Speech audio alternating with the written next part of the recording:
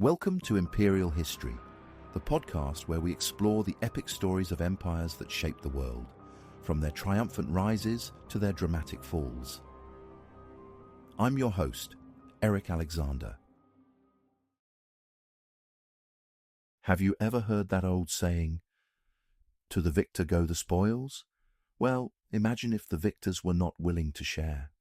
Imagine if they spent years hacking each other to pieces, playing a game of alliances and betrayals so intricate that even the best political strategists today would look at it and say, yeah, that is a bit much. That was the world of the Diadochi, the successors of Alexander the Great. Alexander, the man who had stormed across the known world like a force of nature, smashing empires and building his own. But what he left behind was not a stable empire. It was a vacuum, and nature, as they say, abhors a vacuum. By the year 315 BC, a group of men, once his generals, his friends, his brothers in arms, had settled into their new roles as rulers. Antigonus controlled Anatolia and the vast eastern provinces. Cassander had locked down Macedon and much of Greece. Lysimachus had Thrace. And Ptolemy had built his own empire in Egypt, holding Cyrene, Cyprus, and parts of Syria. The world belonged to them now, at least for the moment. But power is never secure. Seleucus, one of Antigonus's officers, had learned this the hard way. He had been governing Babylon, one of the most crucial provinces in the old Persian Empire. Maybe he got a little ahead of himself. Maybe he thought he had more freedom than he really did. Because one day he punished one of Antigonus's officers without asking permission. Think about that. Imagine you are running a region and you punish one of your subordinates. Sounds reasonable, right? But in this world, in this time, authority was not just about governing. It was about dominance. And by taking action without running it past Antigonus, Seleucus was making a statement, intentional or not. Antigonus noticed, and he was angry. He sent a message, one that could not have been clearer. If Seleucus thought he could act independently, maybe he would like to pay for that privilege. Antigonus demanded that Seleucus hand over the province's income. Now what do you do if you are Seleucus? You have got a province, but the most powerful man in the Greek world is staring down at you, demanding your loyalty, your obedience, and now your money. Seleucus made his choice. He refused. But refusing Antigonus, that was about as safe as juggling lit torches in an oil-soaked robe. Seleucus was not a fool. He knew what was coming next. So before Antigonus could react, he gathered up 50 horsemen and bolted.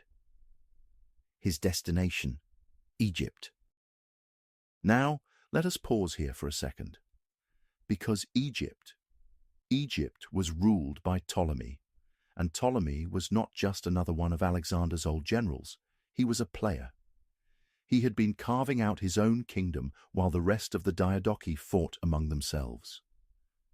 He had spent the last few years making sure his grip on the Nile was firm, keeping his enemies at bay. And then, out of nowhere, Seleucus shows up at his doorstep. And this was not just some runaway noble. This was the former ruler of Babylon. A man who had insider knowledge of Antigonus's power, his army, his ambitions. That is when things got interesting. Seleucus wasted no time. He started reaching out to Cassander in Macedon, to Lysimachus in Thrace. The message was simple. Antigonus is too powerful. We either stop him now, or we wait until he comes for us. And he will come for us. And maybe they did not want to believe it. Maybe they wanted to think Antigonus would be satisfied with his new empire. But deep down, they knew. Power does not rest. Ambition does not stop. So they formed a coalition. On paper, Antigonus had already won. He had the richest land, the biggest army, the most influence. If the Diadochi had just kept to their own domains, kept the peace, he might have consolidated his rule. But that was not going to happen. Ptolemy, Cassander, Lysimachus, they sent Antigonus a proposition. Call it an ultimatum if you want. They wanted their share. Phoenicia and Syria, that should go to Ptolemy. Cappadocia and Lycia, those should be Cassander's. Hellespontine Phrygia, Lysimachus claimed it. And Babylon, where this whole thing started, Seleucus wanted it back. It was a bold demand, effectively half of Antigonus's territory. Maybe they thought Antigonus would cut his losses and compromise, but they should have known better. Antigonus was not that kind of man. He refused. And just like that, the uneasy balance between the Diadochi was shattered. In the spring of 314 BC, Antigonus gathered his forces. His army, hardened from years of conquest, was ready to march. His target? The lands of Ptolemy. He set his sights on Syria. And so began the third war of the Diadochi. Antigonus was no fool. He knew he needed allies. So what does he do? He sends a man named Aristodemus to the Peloponnese, not armed with swords or spears, but with gold. His mission: buy an army. But that was not all. Antigonus also made a shrewd political move. He allied with Polyperchon, his former rival during the Second War of the Diadochi, who still held influence in parts of Greece. And in a stroke of propaganda genius, he promised political freedom to the once independent Greek city-states. That was enough to turn public opinion in his favor and give Cassander a serious headache. After securing Syria, Antigonus marched west against Cassander, a satrap in Anatolia who had been forced into opposition by Ptolemy. He left his son, Demetrius, behind to hold Syria and Phoenicia, tasking him with challenging Ptolemy and his ambitious general Seleucus. Ptolemy saw an opportunity. Syria was now in the hands of Antigonus's young and untested son. Without hesitation, he struck. Alongside Seleucus, he marched into the Levant with a formidable force, 18,000 infantry and 4,000 cavalry. Demetrius. Well, Demetrius had confidence. Maybe too much of it. His advisers warned him, "You are young, they are veterans. Avoid an all-out battle." But Demetrius did not listen. He wanted glory. He wanted victory. The armies clashed at Gaza. On paper, Demetrius had a comparable force, but he believed he had an edge: 60 war elephants. His hammer. Massive, unstoppable beasts, bred to smash through enemy lines. Ptolemy and Seleucus quickly adapted. They placed 3,000 heavy cavalry under their personal command and positioned a specialized anti-elephant corps in front of them. These soldiers had one job: stop the elephants. They carried bows, slings, and most importantly, anti-elephant devices, spikes linked by chains, designed to trip up the giant beasts and render them useless. Then chaos. The anti-elephant corps did its job. Most of Demetrius's prized elephants were either captured or killed, throwing his cavalry into disarray. Panic spread. His elite cavalry, his pride and joy, began to fall back. Demetrius tried to hold the line, but it was too late. The Ptolemaic phalanx advanced, and the Antigonid formation crumbled. Men threw down their weapons. They ran. It was a disaster. The losses were staggering: 8,500 men gone, 500 dead, 8,000 captured. His elephants? Gone. His reputation? in shambles. Barely escaping to Tripolis in Phoenicia, Demetrius licked his wounds, but he was not done. Even in defeat, he was already planning his next move. He sent an urgent message to his father, who had just finished crushing Cassander's rebellion. He needed reinforcements. Fast. Seleucus was not going to wait for Antigonus. He had played this game before, once ruling Babylonia before being driven out by Antigonus. But now, Antigonus was marching from the far west, his eastern territories exposed. Seleucus saw his opening. He convinced Ptolemy to let him go, and Ptolemy even gave him a small force, just 1,000 men. Not much, but enough. When Seleucus reached Babylon in May 311 BC, he found a city ready for his return. The people remembered him. The old Macedonian veterans from Carrhae rallied to his side. He walked in, and just like that, he was recognized as ruler. It was almost too easy. But there was one problem. Antigonus's loyalists still held the fortress. And this is where Seleucus did something remarkable. He did not storm the walls. He did not throw his men at the defenses. Instead, he played the long game. He diverted the Euphrates, building a dam, creating an artificial lake. The defenders inside the fortress must have watched in confusion. What is he doing? What is the point? Then, in August, he broke the dam. A flood wave crashed into the fortress walls, toppling them, sweeping away the defenses. The stronghold was gone. Babylon was his. But he was not done, because Antigonus was not the type to let this slide.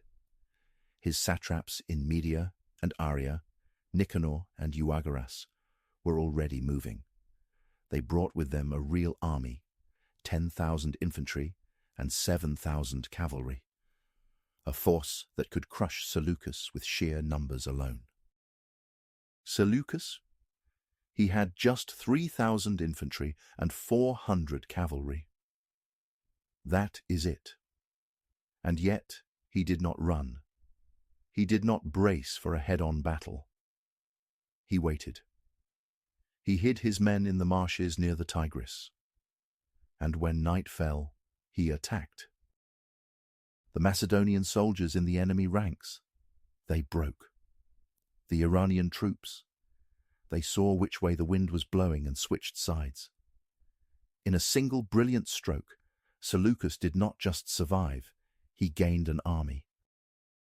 By November, he was on the move.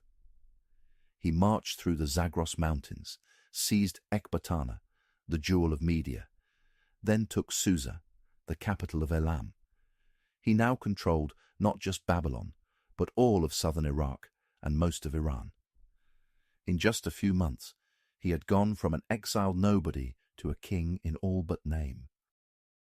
By the winter of 311 BC, Antigonus had secured a peace agreement with three of his rivals, Cassander in Macedonia, Ptolemy in Egypt, and Lysimachus in Thrace. As Antigonus concluded this treaty, urgent news reached him from the east. Seleucus had not only reclaimed Babylon, but had surged through the eastern satrapies, subduing vast territories that had once belonged to Antigonus. The lands of Persia, Media, and beyond had fallen to him. Seleucus had moved with stunning speed, and his control over the east was now a reality. Antigonus had little choice but to respond. He could not afford to lose the eastern half of Alexander's empire. However, instead of marching himself, he dispatched his son, Demetrius, to reassert Antigonid rule over Babylon. Demetrius arrived in the spring of 310 BC. Perhaps he believed that the mere sight of his army would be enough to bring the city back under Antigonid control. He entered Babylon and, for a brief moment, must have thought the campaign was won. The city had been taken, its gates opened to him. But war is rarely so simple. Seleucus' forces were still active, and they were well prepared. They counterattacked swiftly, and Demetrius found himself outmaneuvered. He lacked the manpower and resources to sustain a prolonged engagement, and within a short time he was forced to withdraw from the city entirely, retreating back to Syria. This was not the end of the struggle. Antigonus himself, unwilling to accept such a loss, personally led a second campaign later that year. By the autumn of 310 BC, he had marched east and once again entered Babylon. He had succeeded where his son had failed. Yet, as Demetrius had learned, taking Babylon was one thing, keeping it was another. Seleucus had mastered the art of asymmetric warfare. He allowed Antigonus to occupy the city, but kept up a relentless pressure through guerrilla-style engagements and strategic counterattacks. Antigonus found himself facing an elusive enemy, one that would not be drawn into a conventional battle on his terms. By March of 309 BC, he could no longer sustain his position in the region. He was forced to abandon Babylon, just as Demetrius had. The final confrontation came later that year, at the Battle of the 25th of Abu, a Babylonian month corresponding to late summer. This time, Seleucus decisively defeated Antigonus' forces. The war in the east was over. Antigonus had no choice but to acknowledge Seleucus as the rightful ruler of Babylon and the eastern provinces. With this, the Third War of the Diadochi had effectively concluded. But in the west, an event of even greater significance was about to take place, one that should have reshaped the entire power structure of the empire. And yet, it barely caused a ripple among the men who were effectively kings in all but name. By 309 BC, Alexander IV, the only legitimate son of Alexander the Great, had reached the age of 14. In Macedonian tradition, this was a moment of profound significance. 14 was the recognized age of manhood, the point at which a young prince could be declared ruler in his own right. The long period of regency was supposed to end. In theory, Alexander IV should have stepped forward as the true king of Macedonia and the heir to the entire empire. The peace agreement signed by the Diadochi had explicitly recognized his rights. Cassander, who had served as the regent in Macedonia, was supposed to hand power over when the boy came of age. But power, once seized, is rarely relinquished voluntarily. Cassander had no intention of stepping aside. He had spent too many years consolidating his position in Greece and Macedonia, and Alexander IV, son of the legendary conqueror, was a threat he could not allow to exist. And so, with quiet efficiency, Cassander had the young king and his mother, Roxana, poisoned. The last legitimate blood heir of Alexander the Great was dead. With the murder of Alexander IV, the Argead dynasty, the ruling house of Macedonia for centuries, came to an end. The dynasty that had produced Philip II, the unifier of Greece, and Alexander the Great, the conqueror of Persia, was extinguished in an act of political expediency. The reaction from the other Diadochi was telling. There was no great outcry, no war of retribution, no attempt to avenge the young king's death. The men who had once sworn allegiance to Alexander seemed indifferent. Why? Because Alexander IV was an obstacle. His continued existence threatened the new reality that these men had built. Ptolemy in Egypt, Seleucus in the east, Lysimachus in Thrace, Antigonus in Asia, all of them had taken steps toward making themselves kings in their own right. If Alexander's legitimate heir had lived, it would have undermined the very foundations of their power. Even Polyperchon, one of the few remaining old guard loyal to the Argeads, recognized the shifting tides. He attempted to rally support around another potential heir, Heracles, the illegitimate son of Alexander the Great by a Persian noblewoman. But Cassander, ever pragmatic, simply bribed Polyperchon. The old general accepted Cassander's offer, murdered Heracles, and was rewarded with an alliance and the restoration of his Macedonian estates. And that was that. The Argead dynasty was gone. The Diadochi no longer needed the pretense of ruling in Alexander's name. The dream of a unified empire had died with his son,